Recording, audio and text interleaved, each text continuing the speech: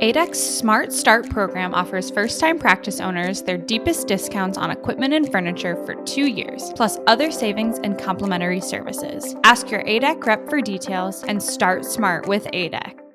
Join Doctors Savannah Craig and Renetta Sartor as we navigate life beyond graduation.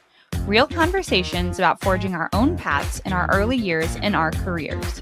There's a reason it's called practicing dentistry. Hello, friends. Welcome back to part 2 of our episode with Dr. Jackie Hassenplug. All right. So, Jackie, tell us a little bit about, the reason you're here hanging out with us is our friends at A-dec connected us. So tell us what your experience has been like with them and being a key opinion leader and all of that good stuff. Yeah, it has been fun. I worked in an A-dec practice, actually all of the practices I've ever worked in, because I've worked as an associate, multiple practices, have had A-dec equipment. And so when I was planning on starting my own office, it was like not a question that it was going to be A-dec. I worked in one office that was not A-dec, and my body was killing me at the end of those days. And I could not do it. I'm left-handed. So for me, the operatory setup is a huge role, right? Like everyone sets up their operatories for a right-handed provider. It's just how it is, right? Standard. And so it's standard.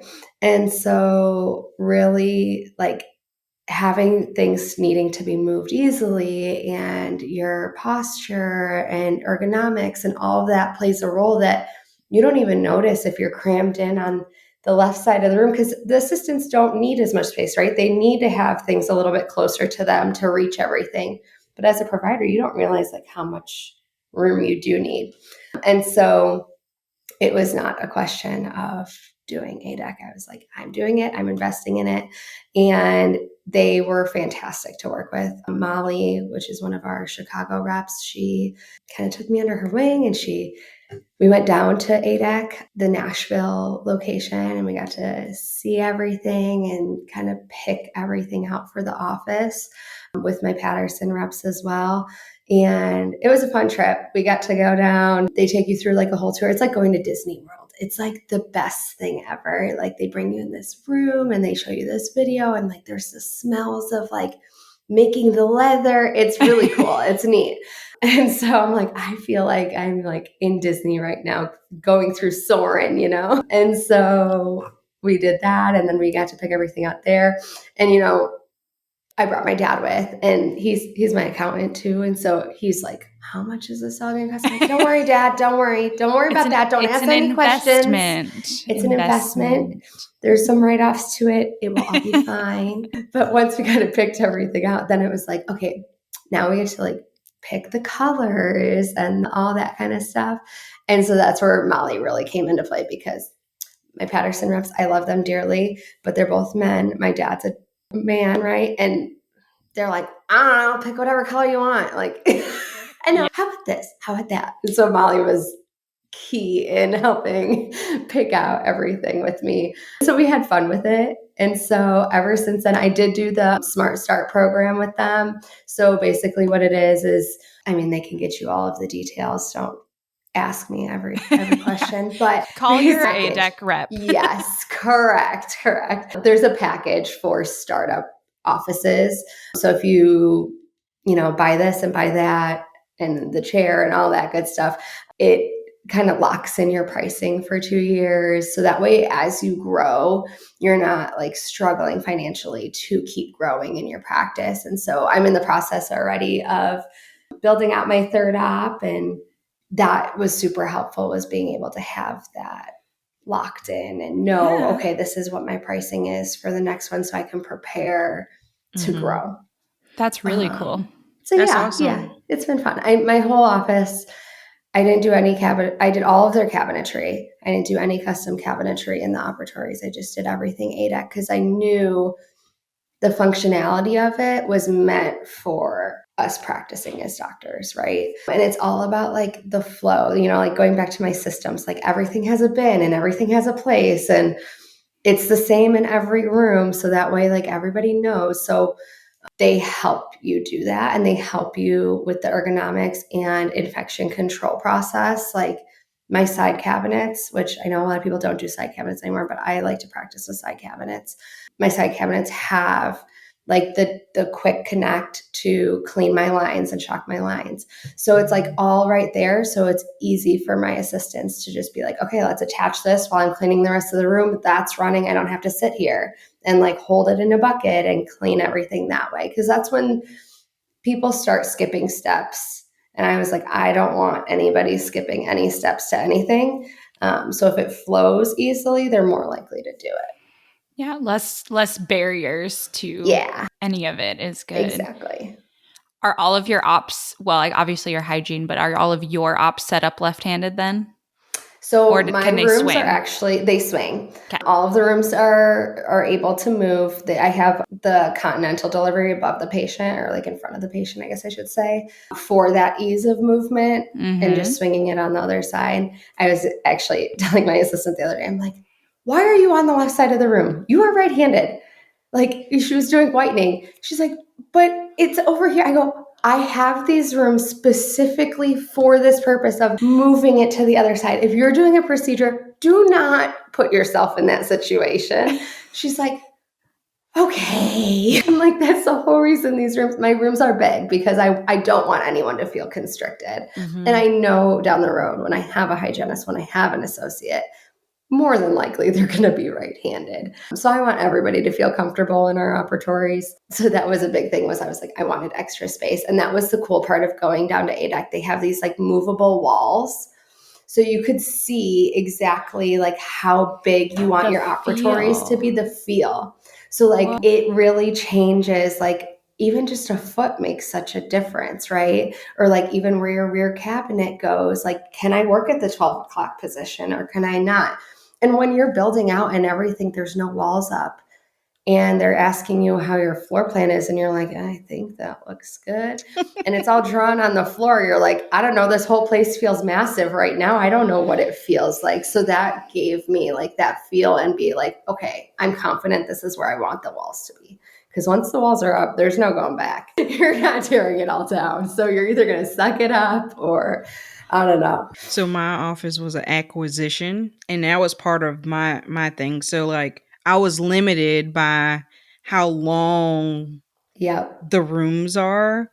And you're right, all of that stuff makes sense. Like being able to get at 12 o'clock if you got rear delivery and being able to get all of the places, you'd be surprised long term what that does for ergonomics. So, oh my gosh, I can only imagine with the walls being up. I think it would be just as difficult with it not being any walls.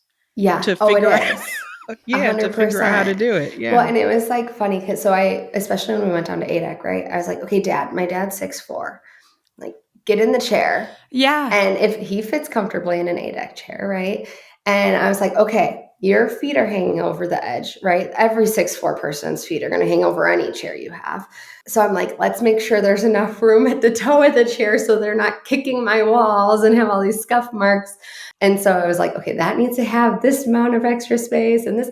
So yes, could I have fit more operatories in my space? 100%. But I wanted to be comfortable while working. And I wanted to make sure my other people were also comfortable while working. So I was like, you know what? It's worth the sacrifice of like, what can I fit? Maybe one extra op from that extra space I have. So yeah. That's huge. And just things you don't think about at all. Yeah, it's for sure. Like there's a lot of things. Like I think that's why like having a good team around you is super important, because having like these people, like, so my Patterson reps, my equipment specialist, my like Molly, who's like our A-dec specialist, like all these different people play a significant role because they've done this, right? They've done it hundreds of times, and they're the ones who really kind of are like, hey, I know you want it this way, but let me tell you, I've seen other doctors do it and it doesn't work out, right? Or you want it this way? Fantastic. Let's adjust things so that way it all makes sense, right? Like even just like, where's the bathroom? Drawing out your floor plan. You don't really, you're like, I don't know, like close to the front. And you're like, well, your office, because it might smell up the office on occasion. And you're like, I never thought of that. You just work in offices and you're just sort of like, okay, like it's just organized the way it is. I don't know. Right. And so having that guidance of like, oh, you need like this amount of space for this type of chair, or this amount of space for your compressor and vac, or even just like the flow of sterilization, right? Like the difference of like one wall versus a U-shaped steri, and having, not as much, like you have a lot of wasted space in those types of areas and stuff like that I never thought about. So having those opinions were really helpful in being able to say, okay, like this is like the most like efficient way to do things. Kind of helped make those choices for me. I just read this book. It's called Work Clean, and it's all about like mise en place and chefs and how all of that is like set up to like not waste any movements, not waste any like anything. Everything is where you need it to be. And so that sounds very much like the same thing you were trying to design, is just everything flows. It supports the systems you have in place and all of those good things. Exactly. Well, cool. Do you feel? Oh, go ahead. I was going to ask, what is the one thing now where you are in your life in dentistry and just in general, what is the one thing you would tell your past self, like your D1 self, just trying to figure out life? What advice would you have? So I always knew I wanted to be a practice owner. That was something that I just like knew if I went into dentistry, I would own my own practice someday. Now, I don't know if I thought as a D1 I would own this soon, but I guess I would kind of tell myself like, you can do it, and like, don't be fearful of doing it, because it's going to just be so rewarding in the end. Like, yes, there's stressful days, and there's like, how am I making rent my first month, and like all these different things, right, that play a role. But when you surround yourself by certain people and they help you along the way and they set you up for success, having those connections, like not being fearful of like going out and networking with people, and really like being involved in your community too. I think like I never saw myself being like, oh, let's sponsor like the St. Charles parade. Who am I? Like, but like just getting to know people in the area, like I never pictured myself being so like outgoing. Like, yes, I have an outgoing personality. I can talk to people, but I'm never one to just like go out and be like, hi, I'm so-and-so, and this is my story, Yeah. And so just telling myself like, you can do it. You can, find that pathway, I guess, and you will make it through dental school. It's a big one. I think my first quarter, I was like, I might have to drop out. Like, this is not for me. And my parents were like, what do you mean? Like, you cannot drop out now. And I was like, yeah, I know. So to like go from like thinking you might not make it to now you're a practice owner is like very crazy. Like, I never expected that. Yeah. That's amazing advice. That's so good. Yeah. Well, Jackie, we want to be respectful of your time and spending your Saturday morning with us. So thank you so much for joining us. Thanks for having me, guys. It was fun. Absolutely. Can you tell our folks where we can find you on social media, or your if website. We live in Chicago? Yes.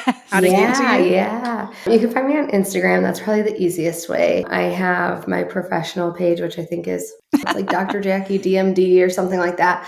Hold on. Yeah, Dr.Jackie_DMD. Or you could follow my practice. That's where I post way more. I don't really post on my professional one as much. Smile Haven Dental Studio. You can also email me at info@yoursmilehaven.com. So awesome. Well, thanks again. This has been awesome. And we'll catch you all next time. Give Dr. Jackie a follow. Thank you for joining us for this episode of Beyond Graduation. If you enjoyed this week's episode, be sure to share it with a friend. Connect with us on social media at Savannah Craig DDS and at Dr._Sartor. And remember, you are not alone on this journey. A-dec certified pre-owned equipment is a sustainable, affordable choice that makes genuine A-dec equipment available to every doctor. Each package is sold on a first-come, first-served basis. So, if you see one you like, contact your dealer. For more information, go to www.adec.com/ find a dealer. Thank you for listening to Beyond Graduation, brought to you by Ignite DDS and Future Dentists. This episode was sponsored by Ignite DDS Coaching. We build self-determined futures. For more information, please reach out to the Ignite DDS team.